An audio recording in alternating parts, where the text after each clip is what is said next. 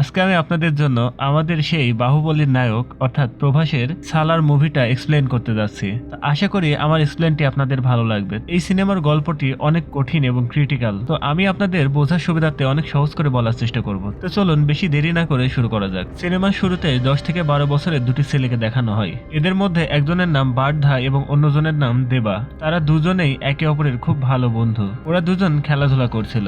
হঠাৎ তখন বার্ধাকে কিছু ছেলেপেলে ডিস্টার্ব করে। এজন্য দেবা রেগে গিয়ে সবাইকে অনেক মারধর করে। এরপরে এক রাতের সিন দেখানো হয়। তখন বাইরে বৃষ্টি পড়ছিল। দেবা ওর ঘরের দরজা আটকে দিচ্ছিল। কিছু দুষ্ট লোক এসে বাইরে মানুষের ঘর বাড়িতে আগুন লাগিয়ে দিয়েছিল। সেই লোকগুলো দেবা এবং ওর মাকে ধরে ফেলে। তারা ওদের দুজনকেই মারতে চায়। তখনই সেখানে বার্ধা চলে আসে। আসলে মূলত বার্ধার বাবার কথা অনুযায়ী এই লোকগুলো দেবা এবং দেবার মাকে মারতে এসেছে।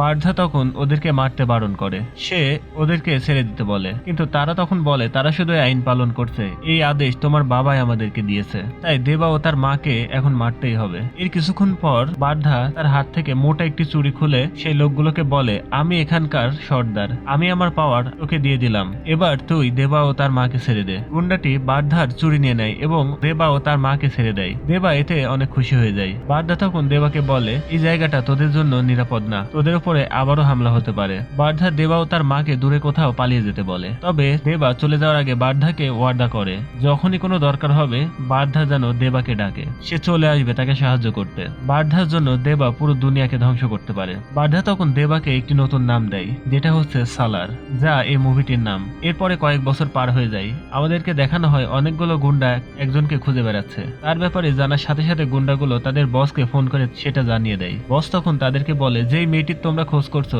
সে হলো যাকে আমরা মারতে চাই তার মেয়ে, যে মূলত আমাদের শত্রু। মেয়েটির নাম হলো জাহ্নবী। বস তখন সবাইকে হুকুম দেয় ইন্ডিয়া আসার সাথে সাথে সেই মেয়েটিকে তার কাছে নিয়ে আসতে। জাহ্নবী ইন্ডিয়া যাবে এটা তার বাবা জানতে পারে। সে এই মুহূর্তে নিউ ইয়র্কে ছিল, এই জন্য সে ইন্ডিয়ার একজনের কাছে ফোন করে এবং জাহ্নবীর ইন্ডিয়া যাওয়ার ব্যাপারটি তাকে বলে। জাহ্নবীকে এখানে কেবলমাত্র একজনে বাঁচাতে পারবে। জাহ্নবী ইন্ডিয়া আসার সাথে সাথে জাহ্নবীর বাবার লোক জাহ্নবীকে সেখান থেকে কিডন্যাপ করে আসাম নিয়ে আসে। সেখানে এক স্কুল টিচারের কাছে তাকে রেখে দিয়ে আসে। তখন স্কুল টিচারের কাছে এই বলে পরিচয় করিয়ে দেয় যে জাহ্নবী এখানে একজন স্কুল টিচার হতে এসেছে।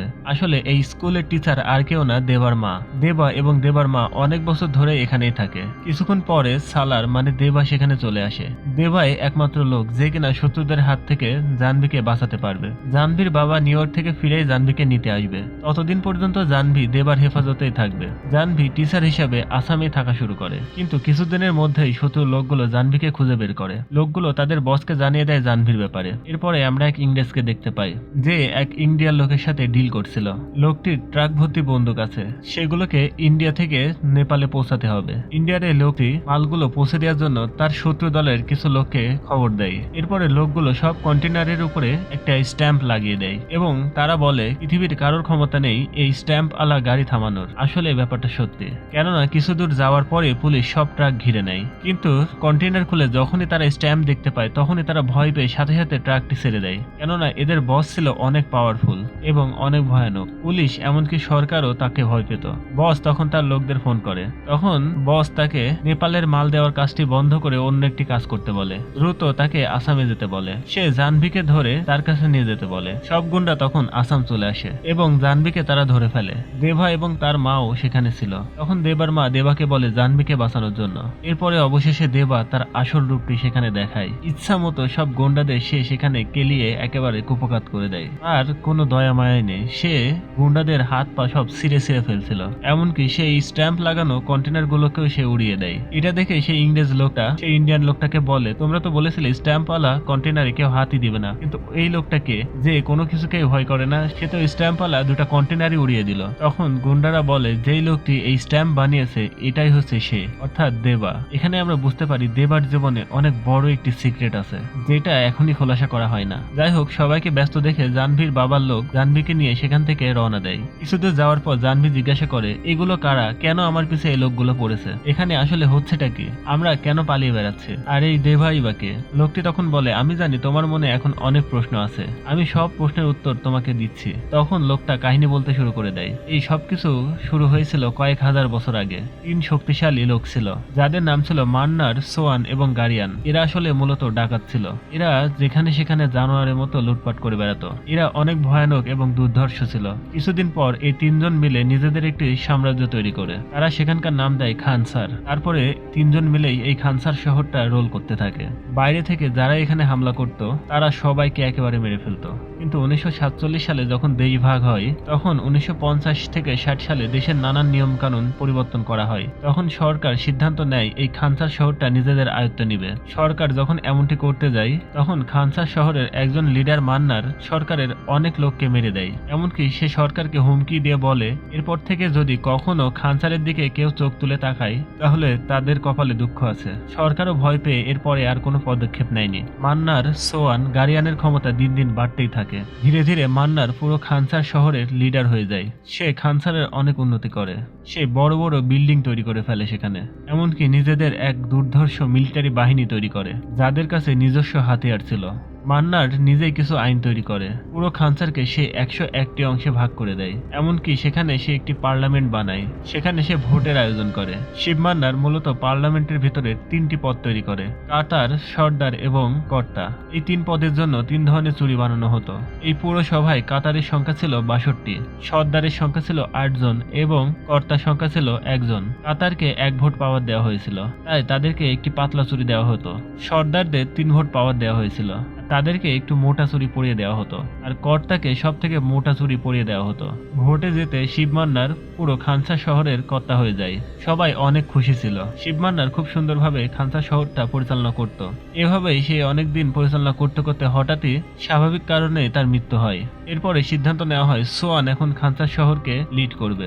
তবে বিষয়টি শিব মান্নারের ছেলে রাজ মান্নারের খুব খারাপ লাগে। এজন্য সে সোয়ানকেই মেরে ফেলে যাতে সে কর্তা না হতে পারে। এমনকি সে সোয়ানের সকল লোকদেরকে মেরে দেয়। এরপর নিজেই কর্তা হয়ে যায়। রাজ মান্নারের 2 জন স্ত্রী ছিল। প্রথম স্ত্রীর ঘরে 2টি সন্তান ছিল, যার মধ্যে একজন ছেলে এবং একজন মেয়ে। বড় ছেলের নাম ছিল গারুরা, এই কিন্তু কেজিএফ এর সেই গারুরা। দ্বিতীয় স্ত্রীর ঘরে 2 পুত্র সন্তান ছিল, একজন ছিল বার্ধা আর অন্যজন ছিল তার ছোট ভাই। এটা সেই বার্ধা যে কিনা বেবার বন্ধু। রাজ মান্নারের ছেলে গারুরা, ছোট মেয়ে, মেয়ের জামাই এবং শালা সবাইকেই সর্দারের পাওয়ার দেওয়া হয়েছিল, কিন্তু বার্ধাকে কোনো পাওয়ার দেওয়া হয়নি। কেননা বার্ধা যখন ছোট ছিল তখনই তাকে সর্দারের পজিশন দেওয়া হয়েছিল, কিন্তু সে দেবাকে বাঁচানোর জন্য তার নিজের পোস্টই তখনই ছেড়ে দিয়েছিল। এটা জানার পর রাজমান্নার অর্থাৎ বার্ধার বাবা তাকে পরবর্তীতে আর কোনো পোস্ট দেয়নি। রাজমান্নার তার বাবা শিব মান্নারের বানানো কিছু নিয়ম পরিবর্তন করে দেয়। সে বলে যে শক্তিশালী আসো সেই মূলত কর্তা হবে, সে কর্তার সাথে লড়াই করে লিডার হবে, অর্থাৎ যার শক্তি বেশি হবে সেই এই শহরটা রুল করবে। এভাবে রাজমান্নার খানসার শহরটাকে 25 বছর ধরে শাসন করতে থাকে। কিন্তু হঠাৎই কোনো একটা জরুরি কারণে তাকে শহরের বাইরে যাওয়ার সিদ্ধান্ত নিতে হয়। তখন তার মেয়ের জামাই তাকে এসে বার্ধার কথা বলে। সে বলে অনেক বছর হয়ে গেছে, এবার তো বার্ধাকে ক্ষমা করা উচিত। বার্ধার কথা শুনে রাজমান্নার অনেক ইমোশনাল হয়ে যায়, কেননা সে সকলের চাইতে বার্ধাকে অনেক বেশি ভালোবাসতো। এমনকি সে এটাও চিন্তা করে তারপরে বার্ধাই হবে এই শহরের কর্তা, অর্থাৎ এই খানসার শহরের মূল লিডার। যাওয়ার আগে রাজমান্নার তার মেয়েকে টেম্পোরারি ক্ষমতা দিয়ে যায়, অর্থাৎ সে যাওয়ার পরে যতদিন সে বাইরে থাকবে ততদিন তার মেয়েই শাসনভারটি চালাবে। এমনকি বার্ধাকে সে 8 সর্দারের একজনের চুরি নিয়ে তাকে পড়িয়ে দেয়, আর ফিরে এসে সে তার ছেলেকেই কর্তা বানিয়ে দেবে এই ঘোষণাটিও সে দিয়ে যায়। এরপরে সে চলে যায়। চলে যাওয়ার পরপরই আমরা রাজমান্নারের মেয়ে জামাইয়ের আসল রূপ দেখতে পাই। সে যার সর্দার পদ বার্ধাকে দেওয়া হয়েছিল সেই লোককে এসে ফুসলাতে থাকে। সে বলে তোমার সাথে তো খুব অন্যায় হয়েছে। এটা মূলত সেই লোক যাকে ছোটবেলায় বার্ধা তার পদটি দিয়ে দিয়েছিল। জামাই তখন তাকে বলে তুমি তোমার পদ একটি উপায় ফিরে পেতে পারো, বার্ধাকে মেরে ফেলো। লোকটি তার পদ ফিরে পেতে বার্ধাকে মারার সিদ্ধান্ত নিয়ে নেয়। এদিকে আমরা দেখতে পাই গারোরাও অনেক রেগেছিল বার্ধার উপরে, কেননা তাকে কর্তা বানানো হবে এটা তার পছন্দ হয়নি। সে নিজেও কর্তা হতে চাইতো। যারা যারা বার্ধাকে মারতে চায় তারা সবাই এক হয়, তারা বার্ধাকে মারার জন্য বেরিয়ে পড়ে। এটা রাজমান্নারের ছোট মেয়ে জেনে যায়। যদিও তারও রাগ ছিল বার্ধার উপরে, কিন্তু যেহেতু এখন তার বাবা তার উপরে দায়িত্ব দিয়ে গেছে এজন্য সে দায়িত্বরত অবস্থাতে কোনো বিশৃঙ্খলা চায় না। এমনটি হলে মেয়ের উপর থেকে তার বাবার ভরসা উঠে যাবে, এজন্য সে সবাইকে আটকানোর সিদ্ধান্ত নেয়। এদিকে বার্ধাকে মারার জন্য বার্ধার সব দুশ্মন বার্ধার কাছে আসে, এমনকি তাকে মারার জন্য ঘর থেকে বের করে আনে। যখনই তারা মারতে যাবে তাকে, ঠিক তখনই খানসা শহরের বড় সড়ো ঘন্টাটি বেজে ওঠে। এটা হলো সিজ ফায়ার। এই সিজ ফায়ারকে কেবলমাত্র খানসার শহরের কর্তাই ঘোষণা করতে পারত। সিজ ফায়ারের মানে হচ্ছে অস্ত্রবিরতি, অর্থাৎ সিজ ফায়ার ঘোষণা করা হলে কোনো লড়াই হবে না। এটা রাজমান্নারের মেয়েই করেছিল, যেহেতু সে এখন টেম্পোরারি কর্তা। এরপরে পার্লামেন্টে একটা মিটিং হয়। রাজমান্নারের মেয়ে সবাইকে জিজ্ঞাসা করে তারা কেন এমনটি করছে, তারা কেন বার্ধাকে মারতে চায়। তখন সবাই বলে এটা খানসা শহরের আইনের মধ্যেই আছে, যে যত বেশি শক্তিশালী সেই হবে ক্ষমতার অধিকারী। দুশমন সবাই তখন সিজফায়ারকে বন্ধ করতে বলে, যাতে সবাই আবার নতুন করে লড়াই শুরু করে দিতে পারে। কিন্তু রাজমান্নারের মেয়ে এমনটি করতে রাজি হয় না। তখন সবাই আবার বলে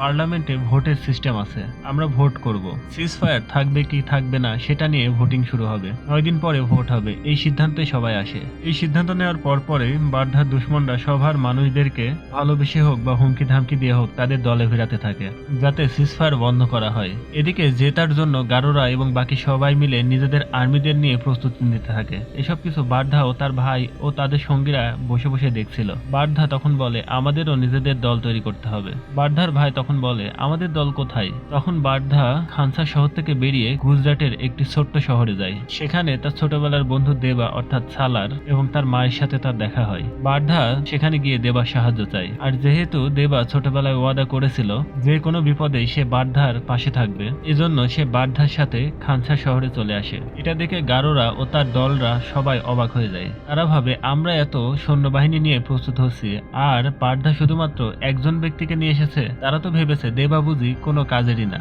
কিন্তু দেবা যে আসলে কি সেটা তো শুধুমাত্র আমরাই বলতে পারবো। অবশেষে ভোটের দিন চলে আসে। সেদিনই রাজমান্নার ফিরে আসে। এদিকে দেখা যায় সিজফায়ার বন্ধের দিকে বেশি ভোট দেওয়া হয়, কিন্তু রাজমান্নার তার নিজস্ব 15টি ভোট দিয়ে ভোটটি সমান সমান করে ফেলে। এখন শুধুমাত্র বার্ধার ভোটই বাকি ছিল।